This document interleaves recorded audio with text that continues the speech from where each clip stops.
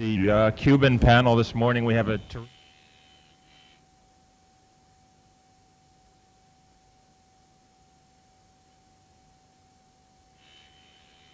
do is have our first three panelists take a brief break and then come back with a final three and then question and answers.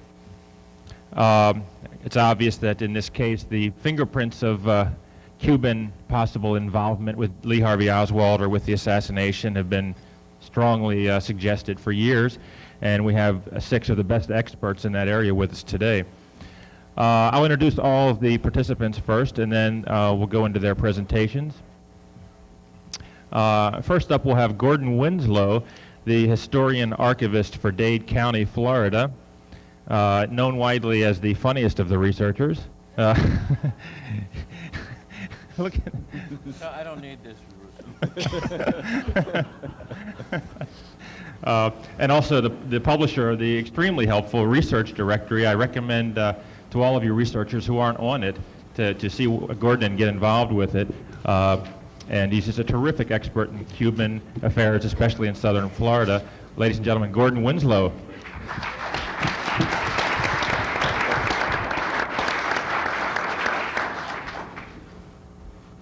Next we have two gentlemen who aren't as widely known as they should be, but they're doing terrific work in this area, and I look forward with great anticipation when they finally get their book out, if ever. They're doing some wonderful original work. First is Tom Hartman. He's a writer with over 200 national and international publication credits, author of 2 books on unrelated subjects, a licensed private detective, runs the JFK Assassination and a Research Forum on CompuServe. Ladies and gentlemen, Tom Hartman.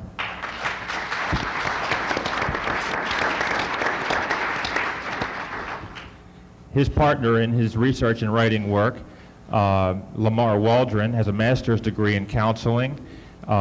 He worked for the state of Georgia as director of an outpatient counseling center for juvenile offenders, and has unearthed much valuable information with many new sources, some very sensitive that I don't think he can name, but the information is just explosive, and I really look forward to his presentation. Lamar Waldron.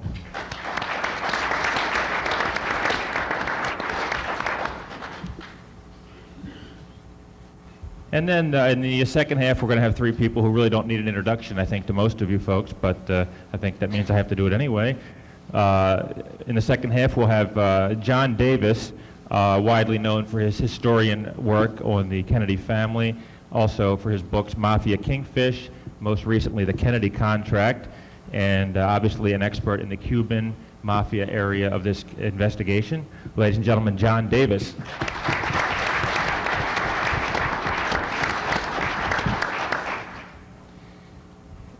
And following John will be Peter Dale Scott, most recently the author of Deep Politics and the Death of JFK.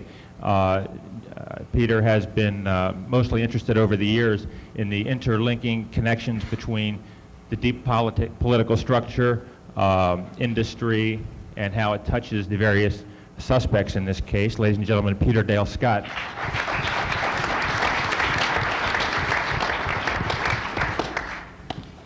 And finally, we have the highly respected staff investigator for the House Select Committee, who wrote a terrific piece for the Washingtonian years ago talking about his experiences looking into the Antonio Veciana allegations specifically and the inner history of the House Select Committee. His recent book, The Last Investigation, details that work. Ladies and gentlemen, Gaeton Fonzi.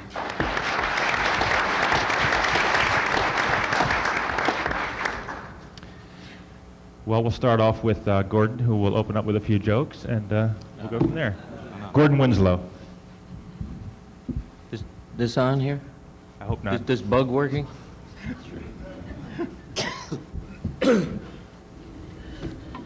Because my time is limited, the format... Can you all hear me? Yes. Put the mic closer to your mouth. There you go. Because my time is limited, the format I will use is to give you as much as I can without elaboration. If you need any clarification or further information, either ask a question here or ask me later. I'm going to be here through tomorrow, so if you see me outside, just ask me anything you'd like. about this or anything else. As some of you know, I am not a JFK researcher. I am a professional historian specializing in Cuban exile activities. It is only by request that I investigate the JFK-Cuban connections. If you would like a copy of what I am about to read, you may request one after this presentation. And I had anticipated that the photocopy machine would be in the Mart this year, but obviously it's not. So I assume that you can either take this and pay 25 cents a page with the Hyatt, or you can give me your name and address and I'll send you a copy. My presentation focuses on certain aspects of Cuban exile activity possibly connected to the JFK murder, which are either misunderstood or complete falsehoods. However, the first topic is none of these, but rather the JFK trip to Miami on November 18, 1963. On November 9, 1963, Joseph Miltier, a right-wing extremist, told a Miami labor leader that JFK would be killed from a tall building with a rifle.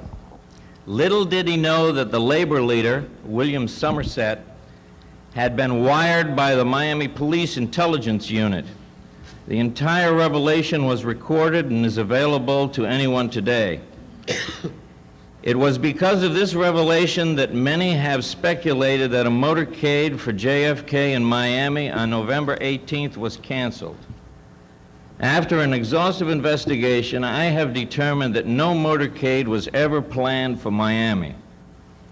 The evidence consists of 3 tentative itineraries dated prior to November 9th. In each and every itinerary, the 4 helicopters were to take JFK to Miami Beach from Miami International Airport.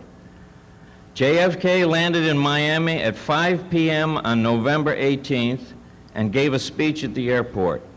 He left at 5:30 p.m. The sun set in Miami at 5:32 that day, right at rush hour traffic. The planning papers for the trip always indicated a great welcome for the president at the airport by the public, and then the speech at the Americana Hotel, which was by invitation only. At no time was there any mention of a motorcade except from the helicopter to the hotel, which did take place in an open car. Alpha 66 and Antonio Veciana. It is commonly believed that Operation Alpha 66 was named because of the large number of anonymous Cuban exiles who were supporting it, of which 66 men were in the action group. And that Alpha 66 is from the first letter of the Greek alphabet, which means, to this group, the beginning of the end of Castro. That the 66 refers to the original 66 members may have a propaganda ploy. According to Antonio Veciana, the 66 was taken from a Phillips 66 gas station sign because it was catchy for the fundraising purposes. Alpha 66 was originally set up secretly by the Second National Front of Escambray to raise money. Although it professed to be a militant group, it was in reality only a conduit for funds going to the Second National Front of Escambray and the MRP, another group working inside Cuba. Veciana had always been the treasurer of the Second National Front of Escambray, even to the formation of Alpha 66, which name was chosen by Veciana. It first appeared in May of 1962, after a program was signed in Tampa by the Second National Front. It announced its first action, Operation Ponce, in September of '62, which in reality was carried out by members of the Second National Front of Escambray. In October '62, the members of Alpha 66 knew that Veciana had, without agreement of other members, joined operations with the Second National Front. Veciana had made a secret agreement with Eloy Gutierrez Menoyo, the head of the Second National Front of Escambray and former guerrilla fighter against Batista. Veciana was put out of Alpha 66 after the first after he first abandoned it and took $12,000 of Alpha 66 funds with him and the majority of the arms. I have just a word here on the arms. According to U.S. Customs, they believe that the Second National Front and Alpha 66 got its arms from those individuals who were supplied weapons for the Bay of Pigs invasion, but never used them. Instead, the weapons were buried after the Bay of Pigs for future use. This was a common ploy of the Cubans throughout all of their operations that were sponsored either by private individuals or by the Central Intelligence Agency. Veciana did not take the organization with him when he left on November 2nd, 1962. On November 6th, he incorporated the name Alpha 66 under the laws of the Commonwealth of Puerto Rico. The incorporation papers state that it is a non-profit organization and its purposes are to help and orient Cuban refugees, promote fraternization and social relations between Cuban citizens who are in refuge in Puerto Rico, to organize social functions and to carry out all operations of a non-profit organization. Left swinging in the wind, the old members of Alpha 66, along with Tony Cuesta, changed their name to Commando L. It was Tony Cuesta who objected to Eloy Gutierrez Menoyo, possibly because of one informant's description of Menoyo, which states that he is a completely unscrupulous individual who has repeatedly demonstrated untrustful worthiness in the past. Veciana told the FBI in March of 1963 that accounts of some raids were intentionally exaggerated to newsmen in order to create propaganda which could help fund fundraising. A deliberate deception which he utilized habitually in his fundraising efforts. In May 1963, a merger of the Second National Front, Alpha 66, and the MRP took place. The MRP was a group inside Cuba conducting anti-Castro activities of which Veciana was a member prior to his alliance with the Second National Front. One individual associated with Alpha 66, which may be of interest to JFK researchers, is Lawrence Howard Jr. of Pico Rivera, California, a platoon sergeant in Korea who trained Cubans in the Florida Keys. He was arrested in December 1962 for violation of neutrality laws, but the case was dropped. Frank Sturgis, as far as I can ascertain, was never affiliated with Alpha 66, nor was Tosh Plumley, Jerry Hemming, or Marita Lorenz. The death of Eladio del Valle. The death of Eladio del Valle has been one of the most erroneously reported deaths in every JFK conspiracy book I have ever encountered. This man has died 10 different ways, in 10 different places, and under numerous circumstances. JFK assassination books have him tortured to death, killed by a machete, hacked to death, shot numerous times, hatcheted, and so forth. I hope they get it straight someday. Del Valle came to prominence through the Garrison investigation as being a gun runner who worked with David Ferry.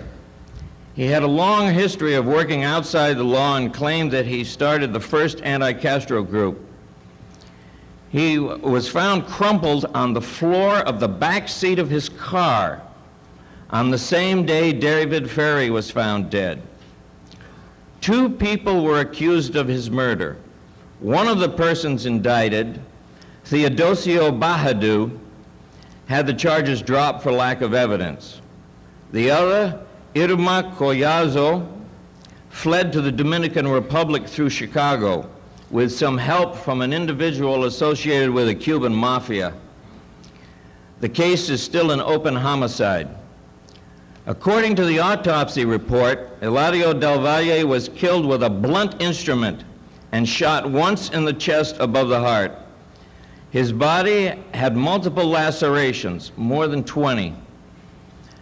caused by the blunt instrument. His head had the largest laceration, but the skull was never breached, nor did he have any broken bones. It is believed that he was killed in Irma Collazo's apartment with possibly a lamp causing the lacerations. In 1992, a reporter inquired with the Miami Police Department about Del Valle and the JFK assassination. He was told that Garrison had dismissed Del Valle as having anything to do with the JFK murder. End of case. Not really. Some 1993 books still have a hatchet protruding from his forehead. It makes me wonder if the rest of the so-called facts in these books are true.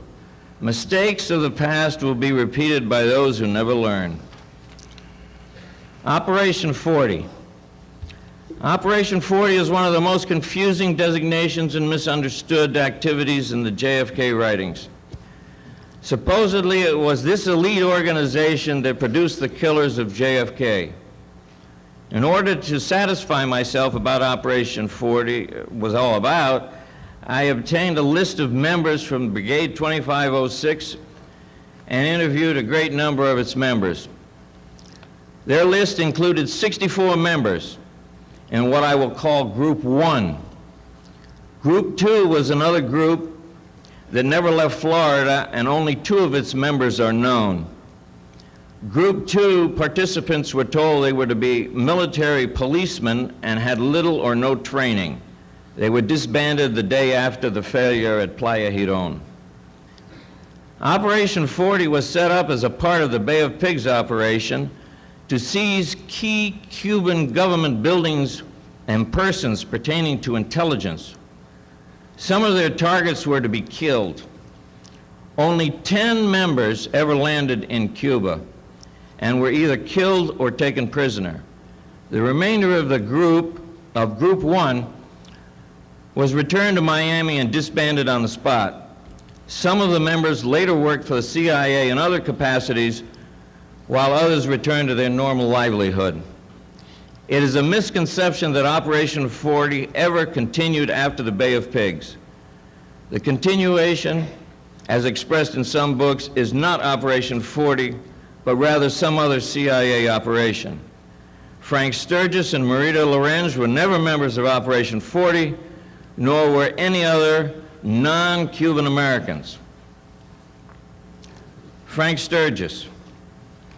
In my opinion, Frank Sturgis was never affiliated with the CIA in any capacity. The closest he ever came to act as an unpaid informant when he was working with Castro in the hills in 1958. In all his depositions and statements on the record, he has never stated he was anything other than an informant. In my opinion, he was just an unemployed soldier of fortune type used by the Cuban groups to fulfill whatever adventures they were undertaking. If you want further information on these topics or any others pertaining to Cubans, you may ask me here or see me later. That's all I have. Thank you.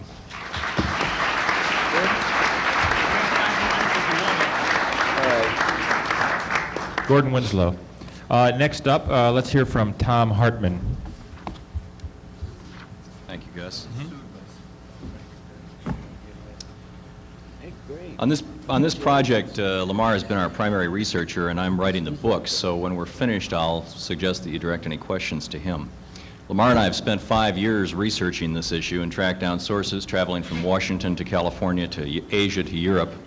I've interviewed several people close to John and Robert Kennedy, including some in their most inner circles who have never before spoken for the public record. This research has led us to conclude that Bobby Kennedy's suspicions, which he expressed to aides and friends before his death, were correct, that the mob had killed his brother. Mobsters learned in the summer and fall of 1963 of a plan to bring democracy to Cuba, which today is still secret. Our name for this project is Project Freedom, although the actual name is still classified as well. Using their knowledge of Project Freedom, which Lamar will show you the references to in declassified government documents, mob bosses Santos Traficante and Carlos Marcello were able to kill JFK while ironically forcing the government to cover up much of the evidence to protect the security and secrecy of Project Freedom and its innocent participants. As so well documented by John Davis and others, both JFK and Bobby knew well the danger they faced from Jimmy Hoffa and other people in the mob when they began mounting the largest assault on organized crime that any U.S. president has ever undertaken before or since. They also knew that Fidel Castro, if he found out about their plans to overthrow him in 1963, might retaliate. This led them to create a still secret Cuba contingency plan for dealing with the possibility of Castro's retaliation. But JFK had not foreseen that the mob would use part of his own Cuban plans against him, first trying to assassinate him in November of 1963 in Chicago, then in Tampa, and finally in Dallas.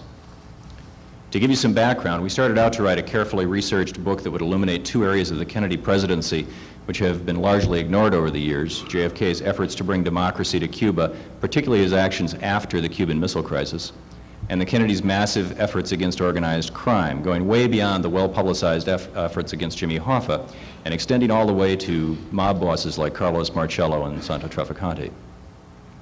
Over a 5-year period, we constructed a massive computerized database containing information about organized crime and Cuban operations, including Project Freedom, from hundreds of sources. To answer remaining questions, we approached people close to the actual events and who were close to John and Robert Kennedy. Since our book is being written in such a way that we could assure them that their identities and the national security and their national security operations would be protected, we received a surprising amount of cooperation. This help led to our discovery of documentary proof of Project Freedom from sources as diverse as the John F. Kennedy Library of the National Archives and the National Security Archives at the Brookings Institute, to the private files of some of America's top JFK, Cuban, and organized crime researchers. We were also able to go back to previously reviewed material like the Church Committee report and discover in footnotes and references confirmation of the things we had been told in confidence by multiple off-the-record sources. These footnotes have been overlooked by thousands of researchers, including us, over the years, because without knowledge of Project Freedom, nobody else could understand the relevance of what would seem to be cryptic comments. Once all of this information about organized crime and U.S. operations against Cuba was combined into one massive database, we organized it chronologically. And what we saw, to our horror and amazement, was the clear and progressive integration of these two different areas, Cuba and organized crime, as we moved closer in time to November of 1963. We watched the Mafia learn about Project Freedom and then methodically use their knowledge of it to try to kill JFK, first in Chicago, then in Tampa, and finally in Dallas. A second component of Project Freedom was the Cuba contingency plan. Project Freedom was so serious and had such a great chance of success that John and Robert Kennedy's standing group of the National Security Council drew up a contingency plan about how the U.S. government should react in the event of a violent retaliatory action by Castro. The Cuba contingency plan was intended to buy time for the Kennedy administration to determine carefully how they would react publicly in the event of a violent act by Castro against U.S. interests anywhere in the world.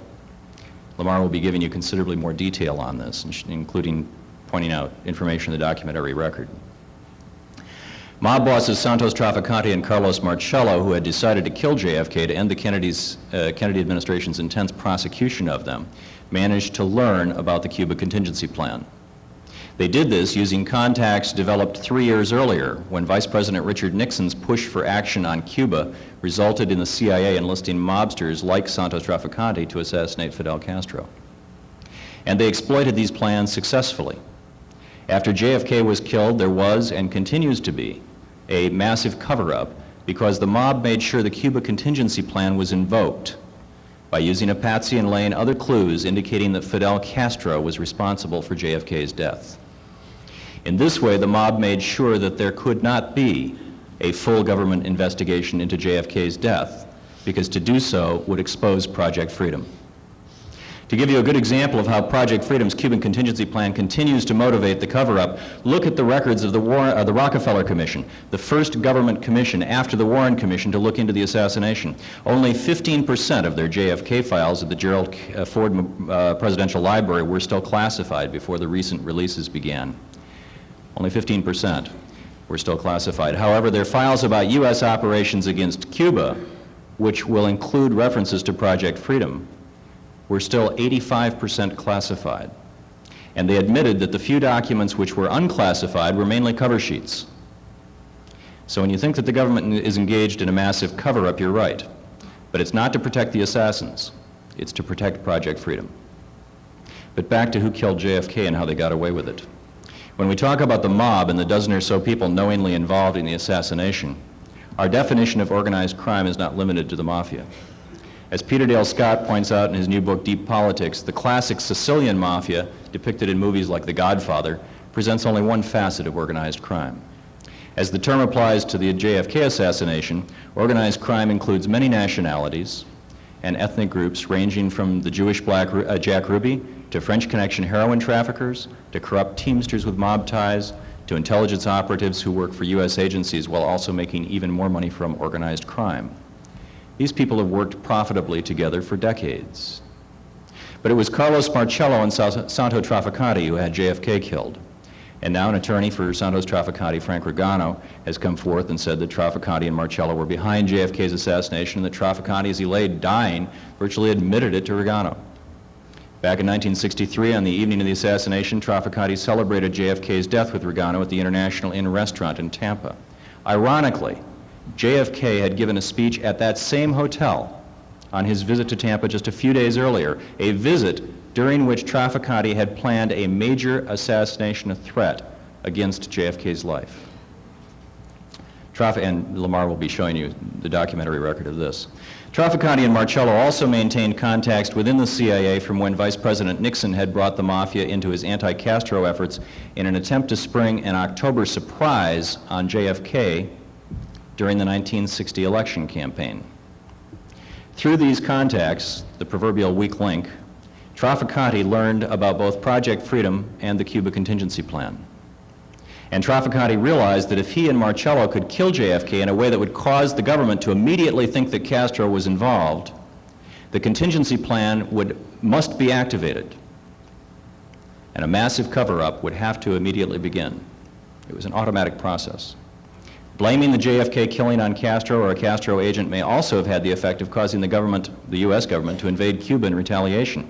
This would be very helpful to Trafficante and Marcello because it would have taken the focus away from the assassination, and they may have ended up with another Cuban government sympathetic to them, as was Batista. It may also have been the motivation for the mob's low-level intelligence contacts to help out in the Kennedy killing because they themselves wanted Castro overthrown for their own reasons. So they would use the government itself, the very administration which was prosecuting them, to cover up their crime. And in fact, it worked. After JFK was killed, there was and continues to be a cover-up because the mob made sure the Cuba contingency plan was activated. The mob made sure there couldn't be a full government investigation of JFK's death, as I mentioned. The resulting cover-up did protect Project Freedom, but it also obscured Marcello and Trafficante's responsibility for JFK's assassination. The government, including Bobby Kennedy, Earl Warren, and every president since LBJ, has had no choice. Exposure of Project Freedom would not only tarnish JFK's legacy, but in the tense Cold War times of 1963, it could have touched off nuclear war.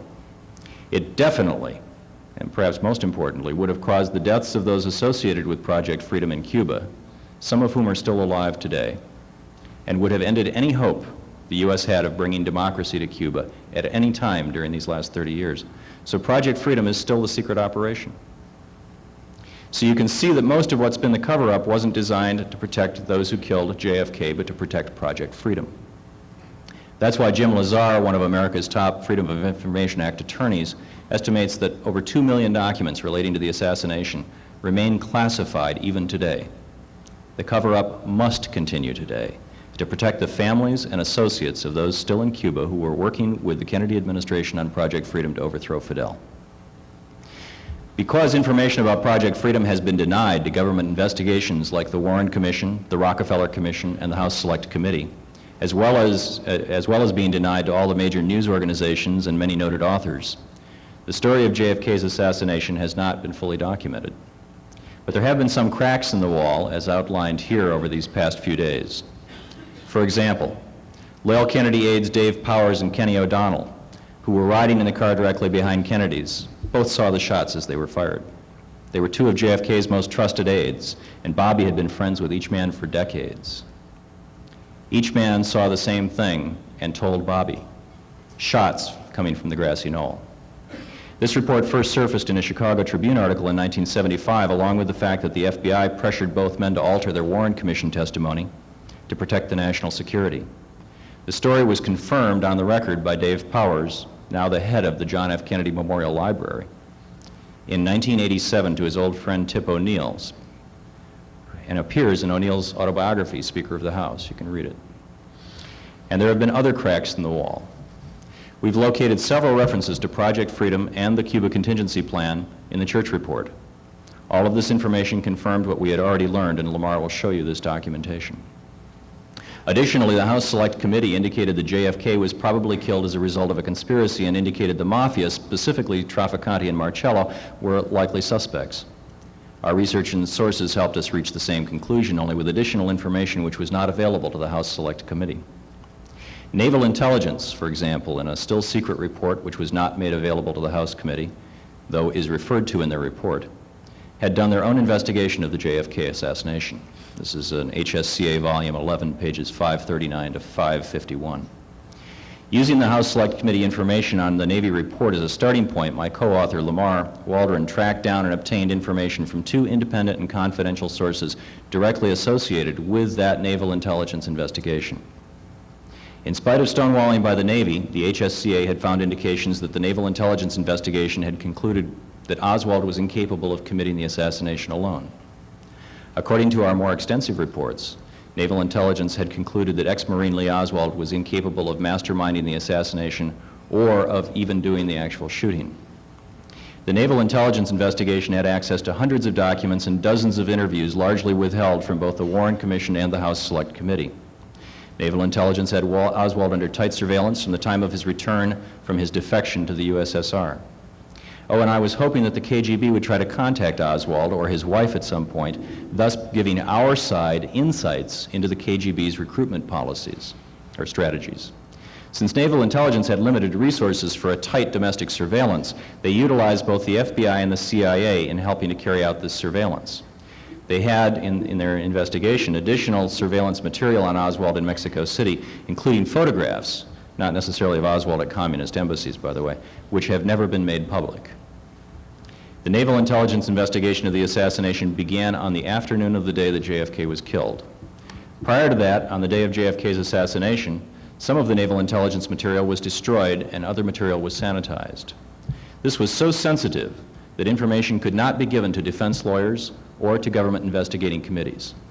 It was also done to protect the identities of other defectors in the same surveillance program as Oswald, as well as the identities of FBI, CIA, and naval intelligence informers who were reporting on Oswald's movements.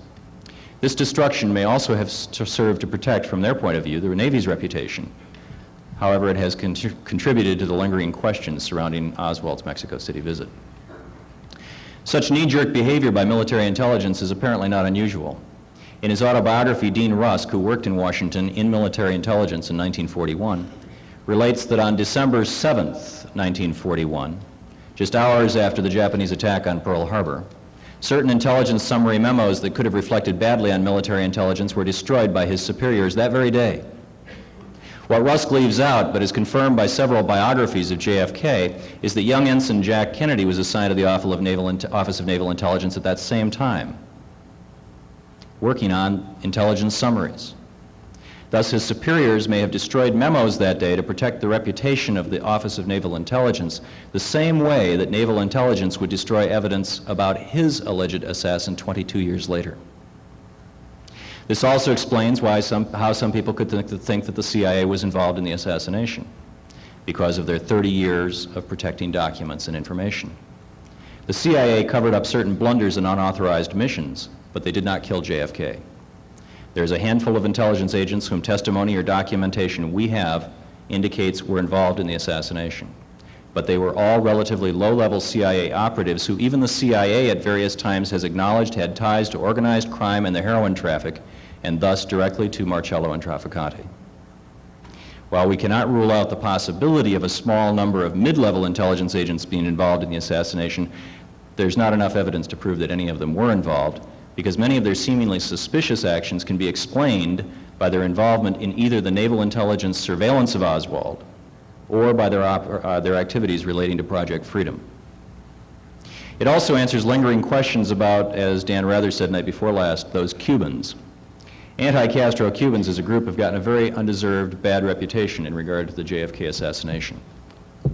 Many Cuban Americans have done courageous acts of heroism, both at the Bay of Pigs and later, and never received recognition for what they did.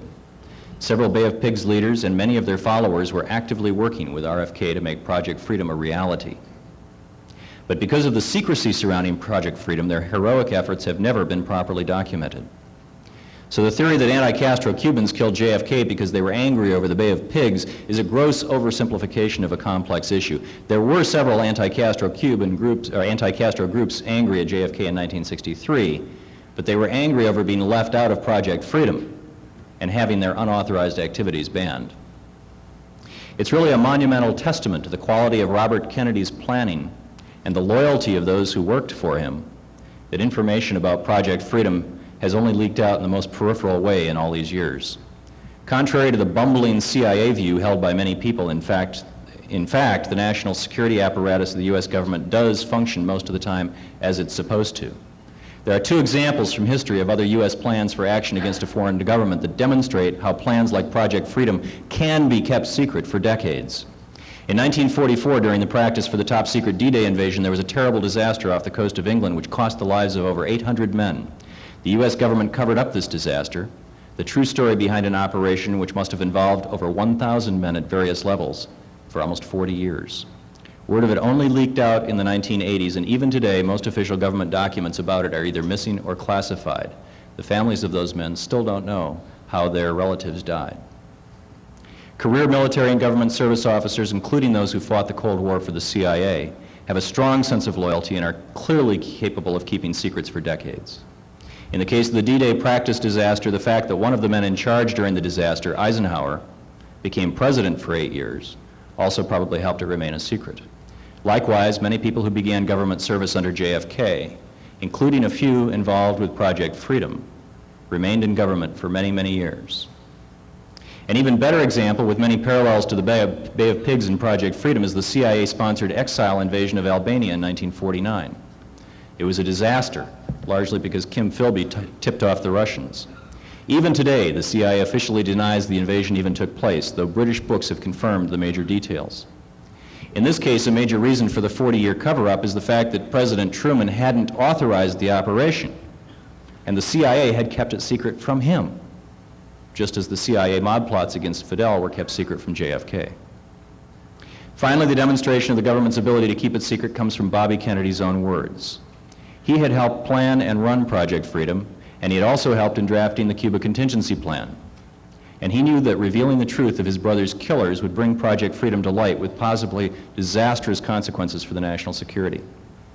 But in private, according to author John Davis in his books The Kennedy Contract and the classic Mafia Kingfish, Bobby voiced suspicions about Mafia involvement, specifically Carlos Marcello, in his brother's death to several associates, including his former press secretary Frank Mankiewicz and aide Richard Goodwin. Bobby's aide Adam Walensky and Bobby's friend and biographer Jack Newfield also support the view that Marcello and Trafficante were behind JFK's death. And so it stands today. A small group of men, professional killers all, under incredible pressure from the Kennedy administration, planned and executed the murder of JFK. They did it in such a way that people who had nothing to do with the assassination and had no knowledge of the assassination would be forced for decades to cover up their actions. In a way that would falsely point the finger of suspicion at the CIA, FBI, ONI, and other agencies which were either trying to hide their previous associations with the Patsy or who were correctly and honorably trying to protect Project Freedom and the Cuba contingency plan by keeping it secret. Now I'll turn this over to Gus to introduce Lamar, who will fill you in on the details and go over the documentary record. Thanks, Tom. That was great.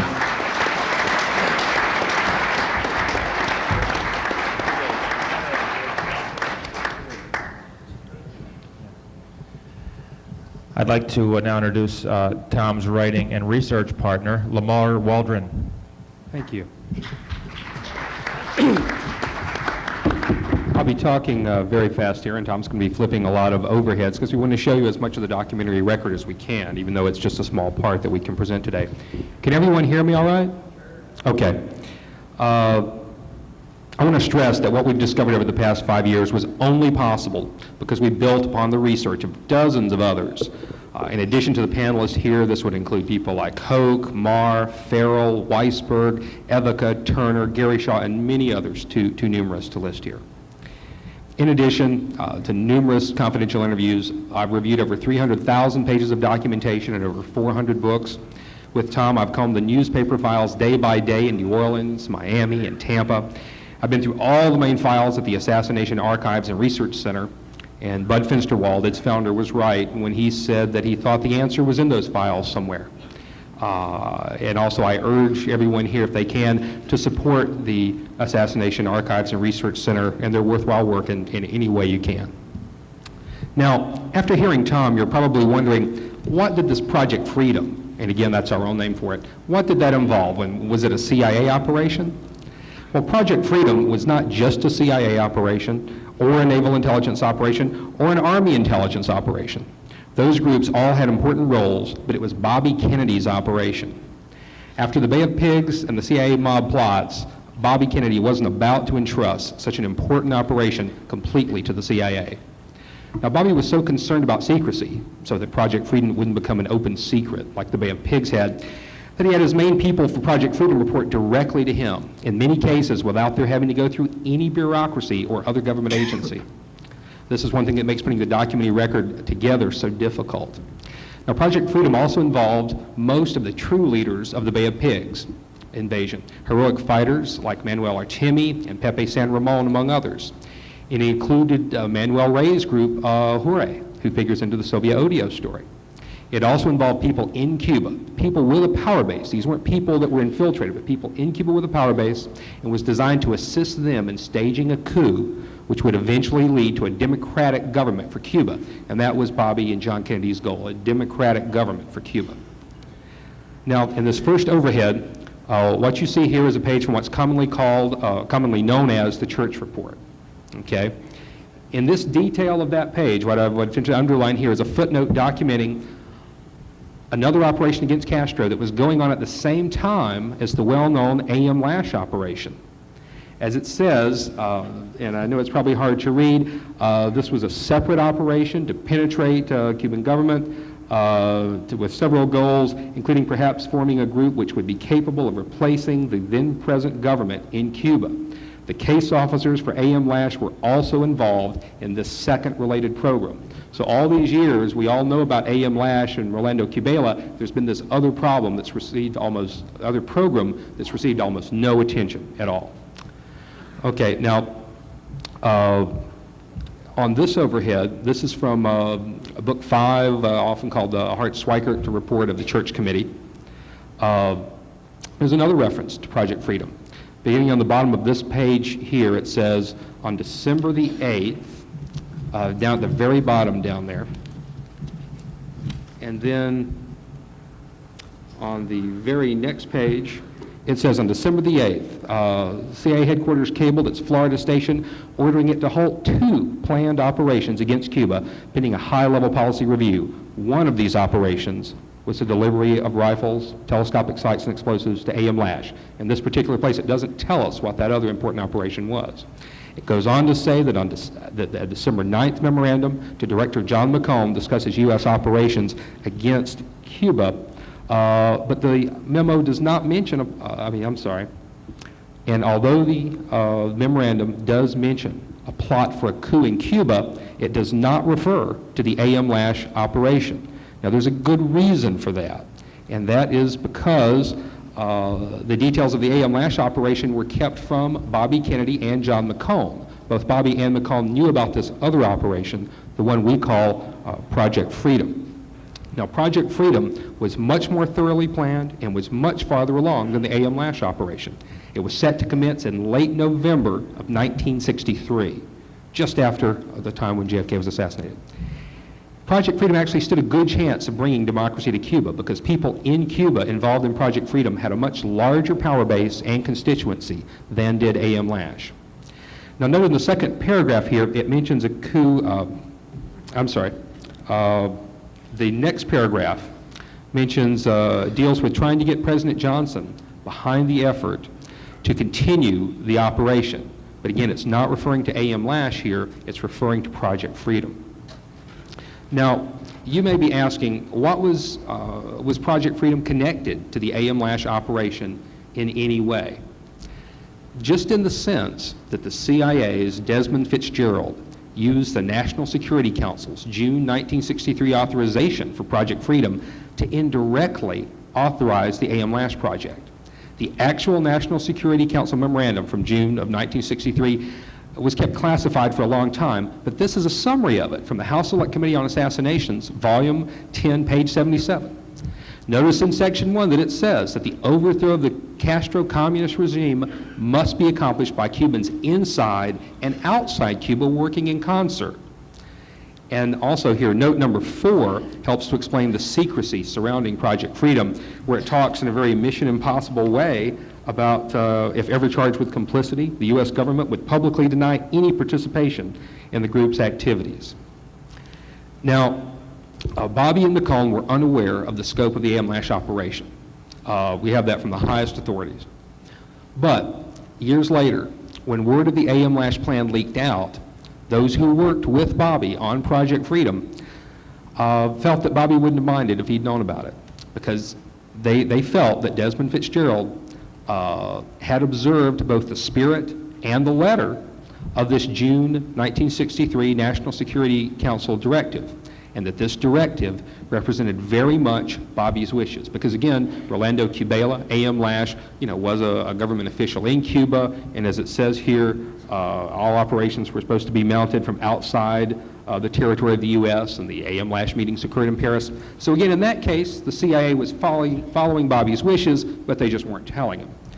There were, however, other cases where they didn't follow Bobby's wishes and they didn't tell him, and Bobby would have been pissed if he had known, and the people who worked with him were very angry years later when they found out. For instance, in March and April of 1963, Bobby had his personal representative, James Donovan, in Cuba, meeting with Fidel, trying to get the last 21 Americans out of Cuba. Donovan had successfully negotiated the release of the Bay of Pigs prisoners just a few months earlier. While Donovan was in Cuba meeting with Fidel, the CIA's Desmond Fitzgerald plotted to poison the diving suit that Donovan and Fidel would go skin diving where they were negotiating this release. In addition, there were 2 other major CIA mafia assassination attempts against Castro planned in March and April of 1963, at the very time when Bobby Kennedy's personal emissary was in Cuba meeting with Castro, again putting that man and those remaining 21 Americans, including 3 CIA agents, at great risk. Now, Desmond Fitzgerald, the man who was kind of double dealing there, oversaw CIA support for Project Freedom in addition to running his own A.M. Lash operation and those unauthorized operations I just discussed.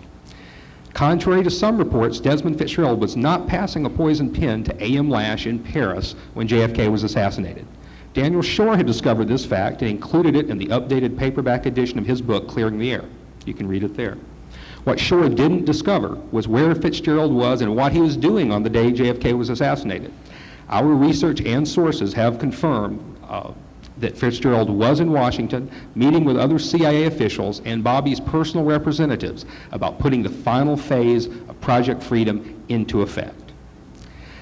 Now, the only other thing in common between the A.M. Lash operation and Project Freedom is Santos Trafficante. According to recently declassified portions of the CIA's Inspector General report about the CIA mob plots, Santos Trafficante had penetrated the A.M. Lash operation of the CIA. In the same way, I'm sad to say that Trafficante and his close associate Carlos Marcello had also managed to learn about Project Freedom and Bobby Kennedy's Cuban contingency plan for protecting it. Now, Bobby and those reporting to him had tried very, very hard to make sure that the mob was not part of Project Freedom in any way. But keep in mind that Project Freedom was only one part, though it was the most important part, of a huge U.S. effort against Fidel. Beginning under Vice President Nixon in the 1960s, mobsters had been working for the CIA to help them against Fidel. But unknown to Bobby Kennedy, some of these mobsters, loyal to Trafficante and Marcello, maintained unofficial connections to CIA operatives in the summer and fall of 1963. For instance, Johnny Roselli was supposedly released from the CIA assassination plots in January of '63. But according to Bradley Ayer's book, The War That Never Was, and Gaeton Fonzi's book, The Last Investigation, personal contacts and connections allowed Roselli access to CIA officials in Miami throughout the summer and fall of 1963, right up through the time of John Kennedy's death. Trafficante and Marcello used Johnny Roselli's knowledge of Project Freedom and other CIA operations to cover up the true story of how they killed JFK. Now, are we saying that JFK and Bobby knowingly made plans to have Fidel assassinated? The answer is an emphatic no. This wasn't an assassination operation like the CIA mob plots kept hidden from Bobby. That's not the way that John or Bobby Kennedy or the National Security Council, who signed off on the plan, saw it. The National Security Council memo of June '63 supports that view. To them, it was a coup, using people living within Cuba itself to bring democracy to Cuba. Bobby, who by then knew of the CIA mob assassination plots begun under Richard Nixon, though he had been told they were over when in fact they continued, realized that assassinating Fidel would only result in Raul or Che taking over, or possibly in another Batista-style dictator. But by working with Cubans who already had a power base in Cuba, and with Cuban exiles who enjoyed support among the exiles in America, the Kennedys hoped to forge a Cuban government that would have broad popular support and lead to true democracy in Cuba. That was always Bobby Kennedy's goal. Now, you may be asking, what about JFK's pledge not to invade Cuba, made to settle the Cuban Missile Crisis? Well, part of that deal was that Fidel was to allow on-site inspections to assure that all the missiles had been removed. Fidel never allowed this, so to JFK and Bobby Kennedy, the issue of Cuba was not resolved. You can see that in this letter from Edward Kennedy to, of all people, Carlos Bringuier. This is from Bringuier's interesting book on sale in the last hurrah table in the Ask Mart. In it, and I'll read it to you if you can't see it there, Ted Kennedy says, "I'm gratified that our government has continued a firm policy, which includes no assurances against an invasion," he's referring to Cuba, "and the absence of on-site inspections." This is also borne out by Dean Rusk's testimony before the Senate Foreign Relations Committee on January 11th, 1963. He basically stated the same position. Now you may be asking, of course, wasn't JFK trying to negotiate with Fidel in the fall of 1963? Indeed he was, through UN envoy William Atwood. But remember how JFK dealt with the Cuban Missile Crisis? His public stance was tough talk and action, drawing a line in the sand with the blockade of Cuba and daring the Russians to cross it. In private, however, there were secret negotiations with Khrushchev. Both the negotiations and the tough actions eventually resolved the crisis and prevented World War III. It was the same in the fall of 1963. If possible, JFK would have preferred a peaceful, negotiated resolution to the Cuban problem. But there was no way to be sure that this was possible, so he also had a plan in place for tough action against Fidel's government with Project Freedom.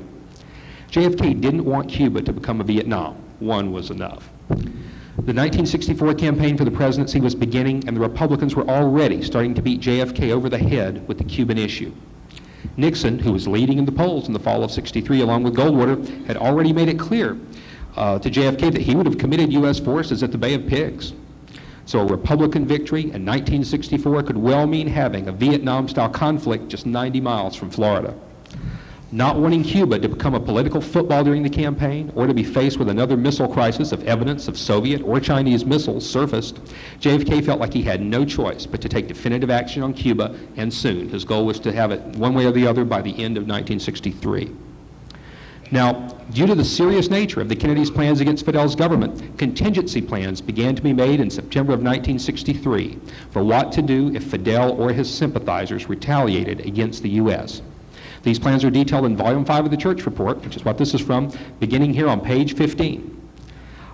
In addition to other forms of retaliation, as you can see here, they considered the possibility of Fidel Castro ordering the assassination of U.S. public officials. And it's circled right there.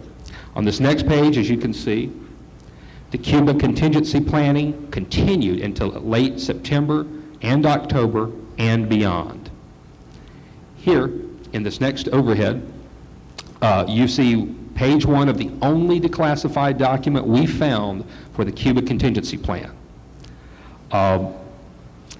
And note again what it says, that they're worried about attempts at kidnapping or assassination of American officials and or citizens. Now, on the very next page, look at the date on this memo. November the 12th, 1963. The planning was continuing right up until and through the time of JFK's death. Now, if you could put the other one back up, please. So what you have is just 10 days before JFK's death, the U.S. government is making plans for what to do if a U.S. official is assassinated because of Project Freedom. Now, these Cuba contingency plans were mainly directed, I've got to point out, at the possibility of Fidel or his sympathizers having a U.S. ambassador assassinated, probably in a Latin American country. In that case, President Kennedy and the National Security Council would need time to plan a reasoned response without being subject to intense pressure from the U.S. press or reactionaries in Congress. For instance, JFK wouldn't want to order a quick retaliatory strike against Cuba only to find out that Fidel really wasn't behind the death of a U.S. ambassador. Imagine that you were JFK. You've just gotten word that a U.S. ambassador has been assassinated, probably by a Castro agent. Imagine what you would need in order to have the time and information needed to make the right decision. Remember, being rushed into making the wrong decision could start World War III. You'd want plans for controlling press coverage of the assassination, making sure explosive details or rumors about the killing weren't publicized wildly. In a foreign country, you'd want military control of the autopsy, regardless of the wishes of local officials. A naval base would be preferable because of the Navy's role in your Cuban plans and because of your trust in that branch of the service if you're John Kennedy. You'd want federal agencies to take control of the evidence and investigation as quickly as possible, although you'd have to do this carefully to avoid ruffling local feathers and avoid the appearance of a cover-up. You'd basically want whatever steps were needed to buy time for the President, yourself, and the National Security Council to make the best decision possible. Now on this next overhead, what else did the Cuba contingency plan include? Well, according to this 1976 article by award-winning reporter Tad Schulz, there was a task force that's connected with this Cuba contingency plan consisting of representatives of the FBI, CIA, and others designed to investigate possible incidents of retaliation by Fidel and report directly to Robert Kennedy. And again, this has not received very much attention over the years. Now, these plans were put into effect. They were used, as you can see here, to quash press coverage of an assassination attempt against JFK in Chicago on November the 1st, 1963, just 3 weeks before Dallas. Here's a memo from AARC files where Chicago newsmen discussed the threat. It talks about, if you can't read it, 4 men who planned an assassination attempt. They were seized, but apparently not arrested, and a disassembled rifle was in the story. And this memo discusses the fact there was no press coverage of it at the time. Now, the House Select Committee looked into this attempt. And by the way, this is different from the one that involved Valley, the well-documented arrest there. We've investigated more and are convinced, because of certain name connections that come up, that this was an attempt planned by Trafficante and Marcello on JFK's life, involving some of the same people who would kill JFK in Dallas 5 days later. Now again, in Tampa, if you'll note this has received very little attention. Gordon Winslow pointed out there really wasn't a motorcade or anything like that planned for Miami. However, that same day, there was one planned for Tampa. The Cuba contingency plan was put into effect there. If Tom could lower that so we could see that headline one more time. Thanks. Man held in threats to JFK. Okay, thank you, Tom. Like Chicago, in Tampa, the mob had made sure there were indications that Cuban agents were involved in Tampa. And Tampa had a very active, one of the most active Fair Play for Cuba Committee chapters.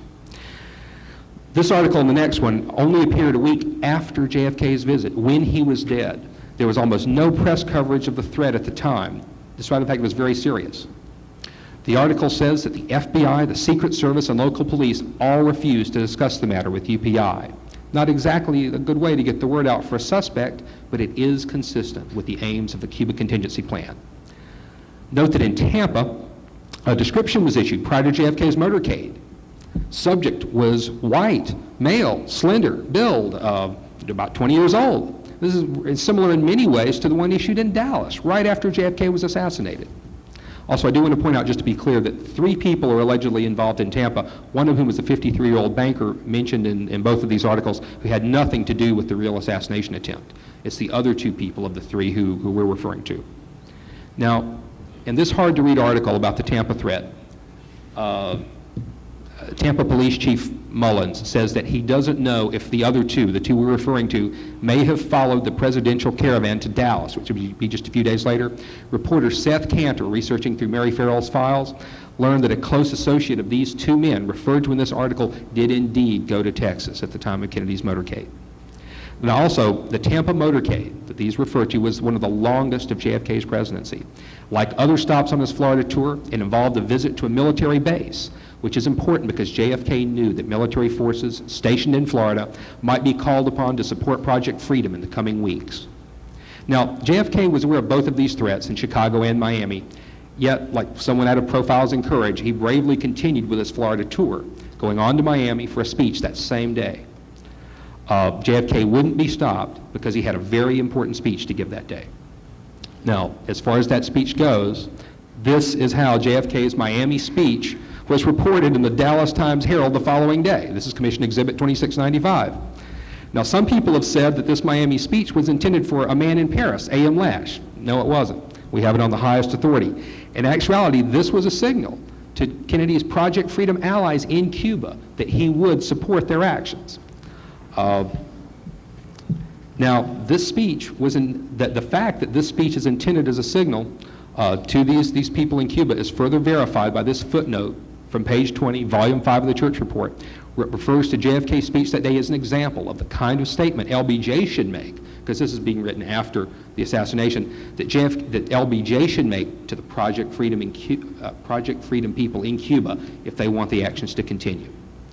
Now, just 4 days after JFK's Miami speech to his Project Freedom allies in Cuba, he was dead. And parts of JFK's Cuba contingency plans wound up having to be applied to his own assassination. This explains many of the peculiarities surrounding the medical evidence and the handling of the assassination investigation. We know that mob bosses Santos Trafficante and Carlos Marcello had learned of Kennedy's Cuba contingency plans through their contacts in the CIA. They used them to force the government to hide their involvement in JFK's assassination. As long as their patsy had Cuban connections, like Oswald, and there were reports of Cuban agent activity in the area, the mob knew that the government and Bobby Kennedy would be forced into a certain response dictated by these contingency plans. Now, many of you are learning about Project Freedom for the first time. You may be wondering how we can be so sure that Trafficante and Marcello knew about Project Freedom. Well, in this overhead, John Martino, who was Johnny Roselli's roommate in 1963, tells us so at Warren Commission document number 657. Even as the Warren Commission was holding hearings in Washington in February of 1964, Trafficante's man, John Martino, taunts the FBI here with his knowledge of JFK's secret plan that we call Project Freedom, that JFK was planning an action against Cuba. In fact, according to Bill Turner's great book, Deadly Secrets, John Martino was spreading the word that Castro was behind the assassination just 3 days after Kennedy was shot, and he continued to do so in speeches and articles for months to come, as long as the Warren Commission was meeting. Because as long as he raised those suspicions, he forced the Cuban contingency plan to be in effect and denied a vast amount of information to the Warren Commission. This kept the pressure on the government to keep the Cuban contingency plan in place and to limit certain aspects of the investigation. Now, this limiting, as you can see here, included limiting the investigation of John Martino himself, as these Warren Commission memos to J. Lee Rankin, reproduced in the House Select Committee volume show. In other words, as long as he had the secret information people didn't want to come out, he wasn't even going to be subpoenaed before the Warren Commission.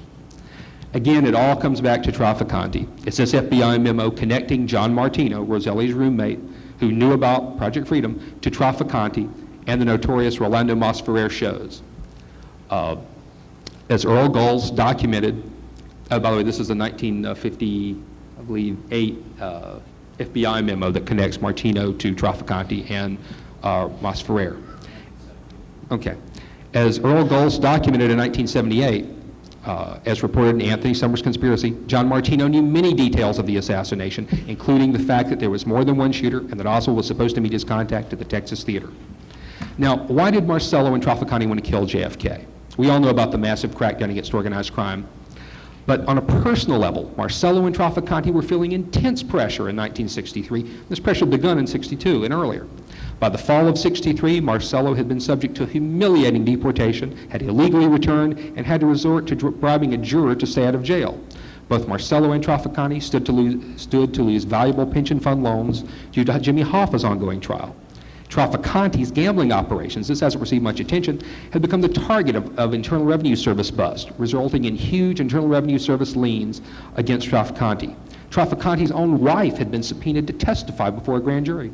Senate testimony in October 63 about Trafficante's operations received far too much publicity to suit Trafficante. And even Trafficante's highly profitable and secure heroin ring was feeling the pinch with a major bust of a French associate in October in Texas. Now, were John Martino and Johnny Roselli the only ways the mob were able to penetrate JFK and the CIA's anti-Castro operations? No, there were other ways too. Another way the mob infiltrated the CIA Cuban operations was through CIA agent Q.J. Wynn, a French connection heroin smuggler associated with Trafficante. Q.J. Wynn had worked as an assassin and recruiter for the CIA since at least the fall of 60. Later, the CIA admits they had him apply his talents to the Cuban part of their ZR rifle assassination program. Q.J. Wynn was deep into the mob as a result of the 1962 bust of one of his heroin shipments. Plus, his mob earnings were many times that of his CIA paycheck. Now, Q.J. Wynn was deported from Dallas soon after the assassination, as verified by both an INS official and an FBI memo. Now, in addition to infiltrating those CIA operations, the mob made other attempts to infiltrate Project Freedom. Manuel Artemi, the former leader of the Bay of Pigs, was part of Project Freedom. However, and he remained clean from the mob ties through 1963. However, his Cuban exile associates in New Orleans had contact with two men who worked for Carlos Marcello, and these two men were Guy Bannister and David Ferry. Now remember Rolando Masferrer, an associate of Trafficante and John Martino. Ross Ferrer tried to bluff his way into Project Freedom soon after it began with the help of two gangsters, but he was unsuccessful. Now, this is very important. In September of 1963, Masferrer made another attempt to infiltrate and compromise Project Freedom. Masferrer knew that Manuel Rey and Rey's organization, Hooray, were part of Project Freedom. So working with John Martino, he arranged a provocative visit to the home of Sylvia Odio, the daughter of a prominent Hooray member. Martino had even bragged to associates earlier that he was going to Dallas to sell arms to Sylvia Odio in September. Now, as you can see here, Sylvia Odio said in interviews that she wanted to buy arms from a Johnny Martin. The FBI did, by the way, interview a Juan B. Martin, an incredibly brief document, but he seemed not to be the person involved. And here we see that Sylvia Odio came to Rolando Masferrer's attention because she lived close to one of Masferrer's relatives who lived in the same apartment complex. So we now have an explanation for the Sylvia Odio incident. It was another instance of the mob trying to infiltrate Project Freedom. Now, how could the mob keep details of the assassination secret all these years? In three ways. First, by using trusted assassins who pulled off successful hits many times and using members of Marcello and Trafficante's heroin operation. The heroin operation was their most secure, profitable, and ruthless operation. Next was by their choice of patsies. And I'm going to wrap up in just a few moments, but here's a test. Listen closely. Tell me who I'm describing, okay? This person returns to America in the summer of 1962 from a communist country.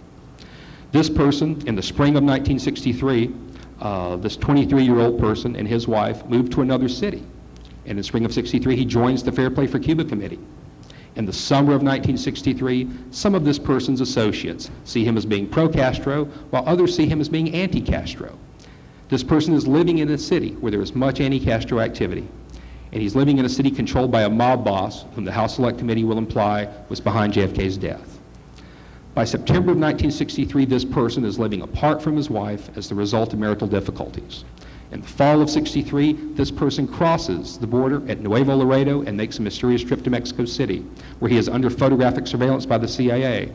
This person is trying to get to Cuba. In the fall of 1963, this person has a job in the vicinity of JFK's route for November motorcade. The week of November 22nd, 1963, this person is in a city where assassination is in the works for JFK. And following the events in Dallas, this person is investigated for involvement in JFK's assassination. Now, does this sound like anyone you know? Many people would guess, well, it sounds a lot like Lee Harvey Oswald, because nothing I've said there is inconsistent with what Lee Harvey Oswald did. However, it's not. The person I'm describing here was based in Tampa, not in Dallas, and this person is from Cuba. And after JFK's Tampa motorcade, where there was a threat against JFK's life, this person I'm referring to goes to Texas in time for JFK's visits there. And then following JFK's motorcade in Dallas, this person goes to Mexico City, and then on to Cuba. This person is Gilberto Policarpo Lopez, and you can read about him in the House Select Committee and church reports. But as this chronology shows, which could apply to most of it to Oswald as well as to Gilberto Lopez, who I'm sure was an innocent patsy, Oswald was far from unique, as many people and many books would have you believe. The mob made sure that their patsies for the assassination had obvious Cuban connections, either through affiliation with the Fair Play for Cuba Committee, as 3 patsies did, or by Cuban nationality, as 2 patsies did, as well as legitimate U.S. intelligence contacts.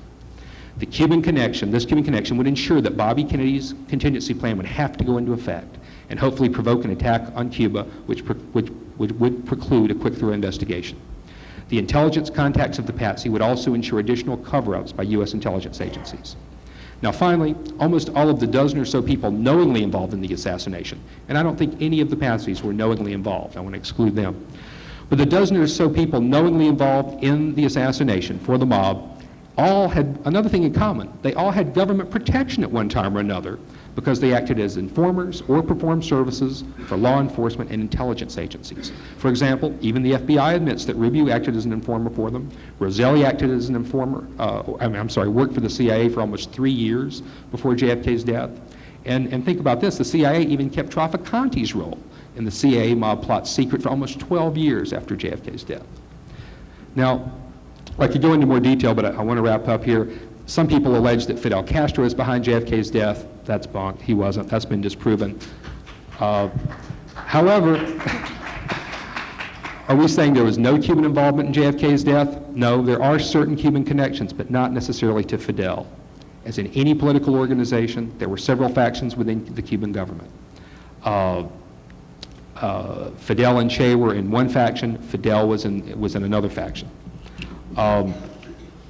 Most of the available evidence indicates that any Cuban activity related to JFK's assassination was directed by the mob, who still had influence in Cuba through Traficante and French Corsican mob. Traficante handled all of his drug dealers in Cuba through intermediaries. The only high government official Traficante ever admitted talking to or receiving help from was Raul Castro. A Cuban agent, as you can see, intensely loyal to Raul Castro, named Miguel Casas, was in the U.S. in October and November of '63. This Cuban agent was near Chicago when the plot against JFK was uncovered there. He was in Florida when there was a threat against JFK's life there, and he was in Dallas at the time of JFK's assassination there. He returned to Cuba after the assassination via Mexico City.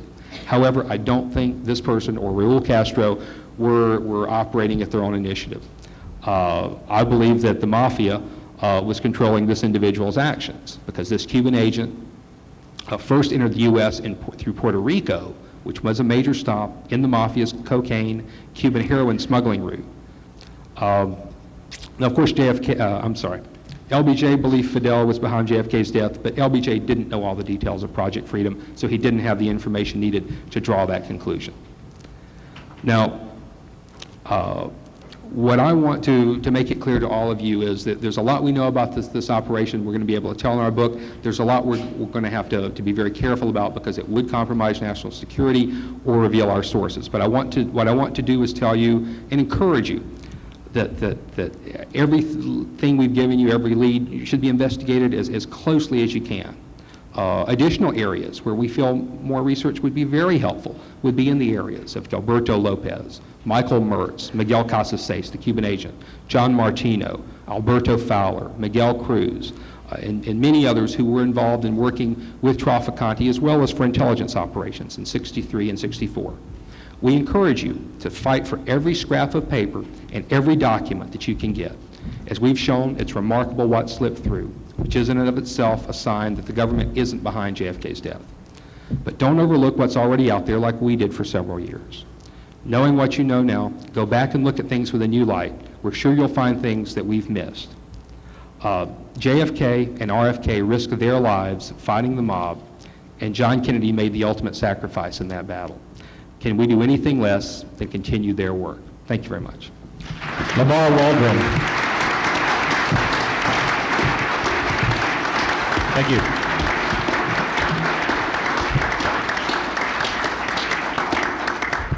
Okay, right now we're going to take that 15-minute break and then finish with our remaining 3 panelists and then go to the questions and answers. Thanks. You know, it's funny. Actually, I have a better